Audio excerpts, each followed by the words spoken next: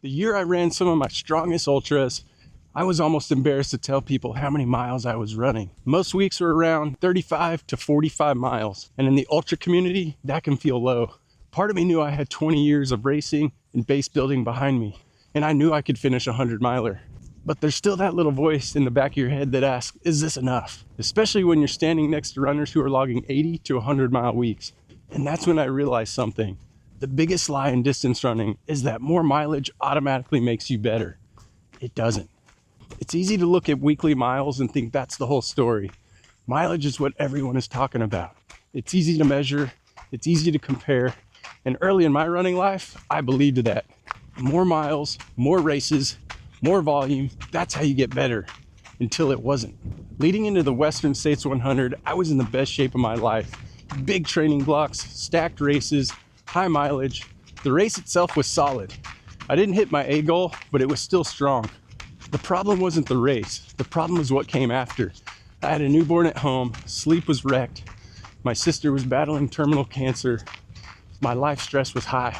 And I kept training like life stress didn't count. But here's what I learned the hard way. Your body doesn't differentiate between training stress and life stress. I had peak fitness, but zero sustainability.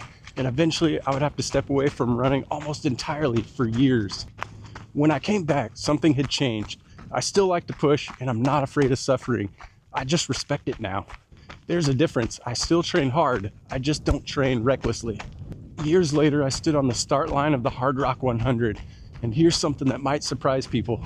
I probably trained less than anybody else in that race, but I wasn't undertrained. I had years of consistent base building behind me. I had been strength training. I had built a strong core. Where I live, there aren't any mountains, and if I want to train for a tough 100-miler, I have to drive several hours to find good vertical gain. I'll run up and down a 1,600-foot climb 6 times in a day, covering 25 to 30 miles. And sometimes I'll go back the next morning and do another 2 or 3 repeats of the same climb. That's hard training, but it's specific training.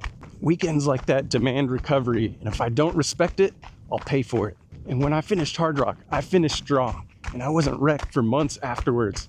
That's not accidental. That's sustainable training. There was a season where my mileage felt almost silly, 35 to 45 miles most weeks. And I remember feeling slightly embarrassed when people would ask, because on paper, it wasn't impressive. But what they couldn't see was the years of consistent base building, the strength work, the targeted long days, recovery, and durability. Mileage is only one variable.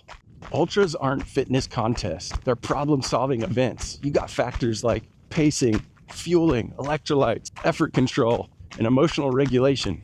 You can have incredible fitness and still implode if you mismanage one piece of the puzzle. Ultras reward problem solvers more than mileage collectors. Sometimes I'll enter a 50K and go out harder than I probably should. Not because it's reckless, because it's data. With that strategy, I'm trying to answer questions like, how long can I hold that effort? And where does it start to break? And what happens if I use this type of fuel instead of that fuel? It's like a laboratory, but keep in mind, this is not beginner advice. You need the kind of durability that lets you handle stress over and over again and still function late in a race before you experiment. But racing can teach you things that mileage alone never will. This isn't about running less, it's about training smarter. Years of consistent base building add up. Strength matters more than when you age, and recovery matters more than your ego wants to admit. And if you're in a busy season of life and your mileage feels less than it should, you might not be undertraining. You might be training sustainably. If more mileage automatically made you better, ultra running wouldn't be full of talented runners who burned bright and disappeared. The same almost happened to me. I almost didn't come back. The runners who last 20 years aren't the ones who train the hardest. They're the ones who keep showing up year after year. Train hard, just don't train recklessly. Because durability, not mileage, is what gets you to the finish line year after year.